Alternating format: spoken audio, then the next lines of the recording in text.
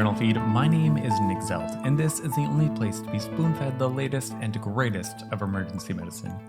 Here, our team combs the literature for the best articles so that you don't have to, and then provides expert summaries no bigger than a spoonful so that you can keep up with the ever-changing landscape of acute care medicine. Now then, let's have a quick look of everything that we've covered this week, and this week it was all about venous thromboembolisms. First off, why doctors don't use PE decision tools, then outpatient management of PEs, then COVID and PEs in hospitalized and in ER patients, and finally a JournalFeed deep dive spoon-feed review of all things PE. This, of course, is the audio version of the past week summaries, which this week were brought to you by the breathtaking Bo Stubblefield and Clay Smith. Alright, the first article from this week was titled Provider Perspectives on the Use of Evidence-Based Risk Stratification Tools in the Evaluation of Pulmonary Embolism, a qualitative study out of the Journal of Academic Emergency Medicine.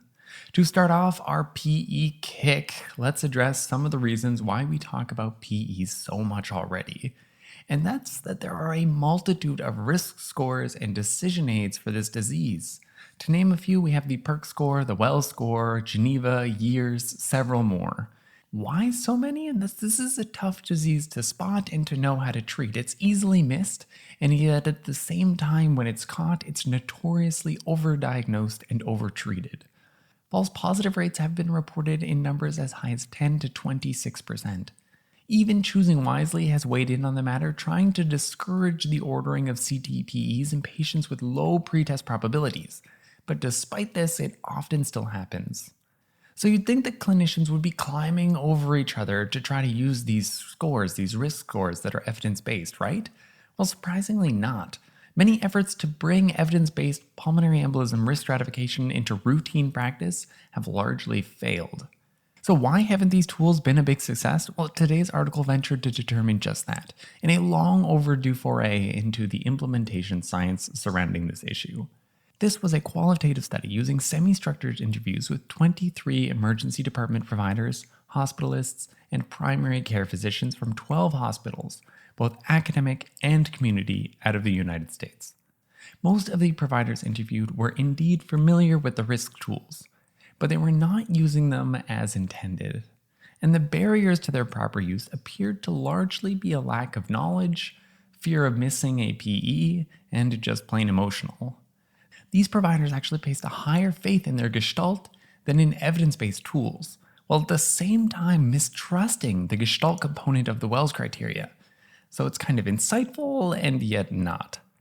These risk tools were often unknowingly misinterpreted or simply not trusted, as when a D-dimer came back unexpectedly negative. This in mind, tools like the PERC score, which are seen as more objective and binary, appear to be preferred since it cuts out a lot of the ambiguity. The authors also identified some things that might facilitate the use of these scores, and a lot of those stemmed largely from the institutional level. If these providers could be given clear, accessible, easy-to-follow algorithms which were endorsed by their hospitals, then that would facilitate their use. Many interviewed believed that this would provide them with more medical legal protection and even establish better cultural norms, since we know that peer pressure is a powerful beast, and these providers actually ranked it as more motivating than journal articles and formal CME. So, in a spoonful, it sounds to me like the failure to update PE risk scores has been largely due to a failure not as much in understanding, but rather in trusting in the process. Next, the second article, which was titled Outpatient Treatment of Low-Risk Pulmonary Embolism in the Area of Direct Oral Anticoagulants, a Systematic Review, out of the Journal of Academic Emergency Medicine. As we just discussed, PEs are scary.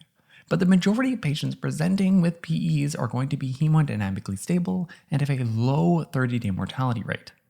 So if you're wondering which patients might qualify for this distinction of being low risk, don't worry, of course, there are risk scores for that. The PESI, SPESI, and HESTIA criteria do well to find these patients who are low risk. They're stable and have a 30-day mortality rate which ranges from 0.5 to 2.5%.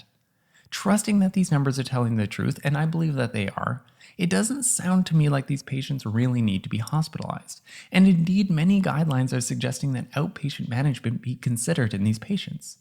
However, again, what's recommended isn't necessarily what's always done. And in this case, we see a lot of DVT patients being sent home, while a lot of low-risk PEs are still being kept. Hopefully, this study, which was a systematic review evaluating adverse outcomes among patients treated with pulmonary embolism as outpatients, will help to win you over in the outpatient management of these patients.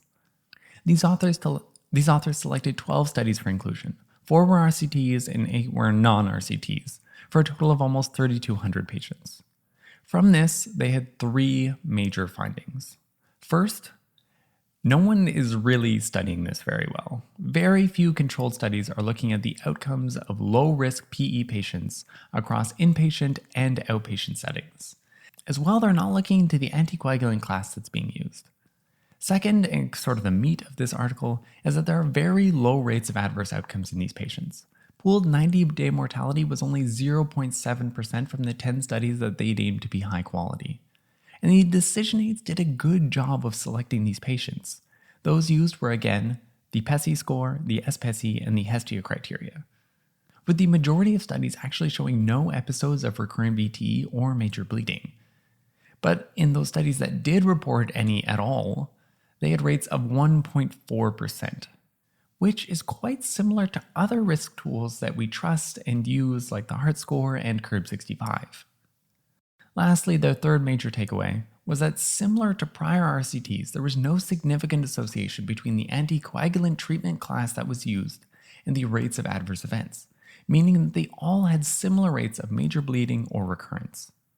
In a spoonful, outpatient treatment of pulmonary embolisms, when deemed low risk by clinical decision aids, had low rates of mortality, recurrent venous thromboembolism, and major bleeding at 30 days. There was also no association between DOAC use and the rate of adverse outcomes. Next, we have the third article titled The Incidence of Venous Thromboembolism in Hospitalized Patients with COVID-19, out of the Journal of Thrombosis and Hemostasis. Not long into this pandemic that we find ourselves in, it was noticed that COVID-19 infection has certain pro-coagulopathic tendencies. As expected from that, there's an associated increased risk of VTEs in these patients, with incidence rates rising as high as 10 to 60% as a result of thromboinflammation or COVID-19 associated coagulopathy. This study was a single-site retrospective study of 198 adult patients who were admitted to a hospital ward or an ICU with either confirmed COVID infection in 87% of cases or highly suspected COVID infection in the remainder. The primary outcome was a confirmed diagnosis of a venous thromboembolism, be it a PE, a DVT, or just a catheter-related thrombosis. Now, overall, the observed rates of VTE in hospitalized patients was a whopping 20%. But there was a fairly large difference between those admitted to the ward and those admitted to the ICU. Important to note in this study, since most hospitals will not be doing this and it may inflate numbers, was that they conducted routine lower extremity ultrasounds on a proportion of their admitted patients. And they reported overall VTE rates as well as rates for patients who showed symptoms. Now then, the cumulative incidence of symptomatic VTE in hospitalized ward patients after 1, 2, and 3 weeks, respectively, were 5.8%, 9.2%, and it stayed at 9.2% for the third week as well. For ICU patients on weeks 1, 2, and 3 as well, it was 15%, which went up to 28%, and then 34% by 3 weeks.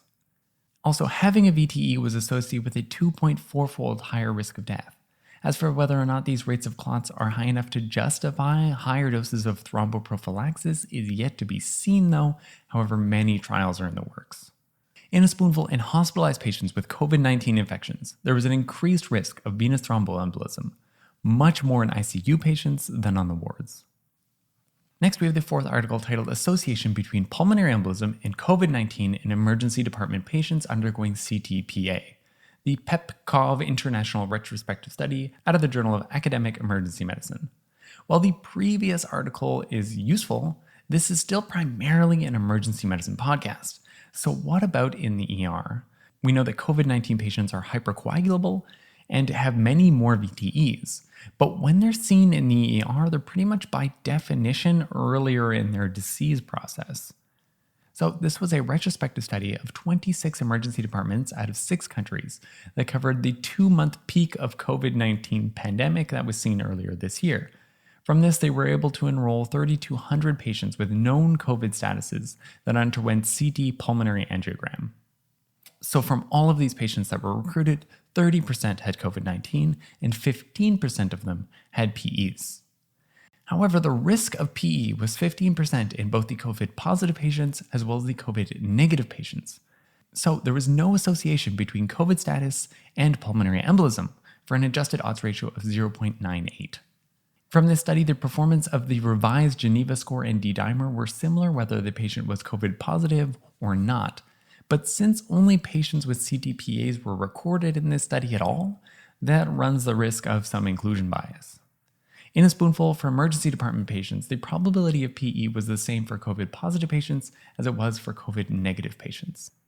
All right, and lastly, the fifth article, which was titled Pulmonary Embolism, Update on Management and Controversies, out of the BMJ. Since we've already talked so much about PEs, we might as well bring it all together for this review of the current advice in PE management. This study was a comprehensive review of PE management literature, searching databases from 2010 to 2019 for systematic reviews, meta-analyses, and RCTs on the topic. We've summarized it even further for everything that you need to know to be up to speed on PE management. VTEs are the third most common cardiovascular disorder and affect about 5% of the total population at least once in their lifetime. In order to help with decision making where this disease is involved, there are many aids, as we spoke about. First, though, you should decide on a pretest probability, and then you can pick your favorite decision tool, be it PERC, Wells, Geneva, many others. If you're going to be sending off a D-dimer, then have it adjusted, be it by years, age-adjusted, or Gestalt. In your pregnant patients, it's good to apply the years criteria with D-dimer, as well as ultrasound of the lower extremities for suspected DVTs. By way of imaging in pregnant patients, both the VQ scanning and CTPA are safe and accurate, with fetal radiation exposure falling well below acceptable levels in both tests. In patients with recurrent PEs over their lifetime, it's appropriate to use the combination of low clinical probability and negative D-dimers to exclude PE in these patients, despite their prior history. Also, when interpreting diagnostic scans on these patients with recurrent PEs, be careful to compare to previous images to avoid overdiagnosis. Now, once the diagnosis of PE is made, if your patient is sitting in front of you looking well, like we've just covered, it's appropriate to use the PESI, SPESI, or HESTIA criteria to try to risk stratify them for outpatient versus inpatient management. Furthermore, low-risk outpatient management can be done with a DOAC, and this is supported by the European Society of Cardiology as well as ASEP.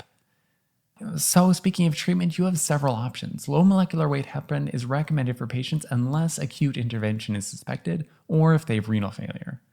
That being said, each DOAC has been deemed non-inferior to warfarin and low molecular weight heparin in phase 3 RCTs. Also, DOACs have fewer major bleeding events when compared with warfarin. Thrombolysis is still reserved for massive PEs, that is those with hemodynamic instability. Keeping these patients for observation in a monitored setting with thrombolytic therapy is reserved for clinical deterioration in high-risk patients. Next is the possibility of embolectomy and even ECMO, both of which should be reserved for hemodynamically unstable patients with contraindications to thrombolysis. But once we've passed this acute phase, as many as 50% of patients go on to report long-term sequelae following their PEs. Some of these sequelae will include the emerging diagnosis of pulmonary artery syndrome. But on the more extreme end is the poor outcome of chronic thromboembolic pulmonary hypertension, which arises in about 3% of patients at 6 months. And that is it. And for the spoon feed on this one, I'd really just like to say that our author, Bo Stubblefield, really outdid himself this week with some really epic work. I would highly recommend that you check out the written version of all this week's summaries so that you can really get the most out of our week on VTE articles. So now then, a quick review of everything that we covered this week. First, uptake of PE decision tools is low, but support from hospitals could help with this and make providers feel safer using them. Next, selecting low-risk patients for outpatient management of PEs with the help of decision aids is safe and effective. After that, hospitalized patients with COVID-19 show an impressive risk for VTEs, especially when treated in the ICU.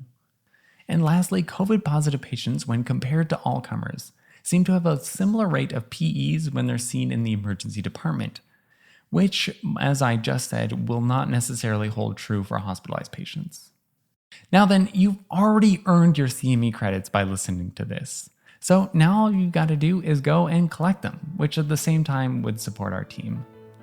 All the links from this week's articles can be found at journalfeed.org, where if you haven't already, you can subscribe to our newsletter and get daily spoon feeds through your email. Our goal here is to provide better patient care through spoon feeding, and so we're trying to help you keep up with the latest research, one spoonful at a time. Thank you.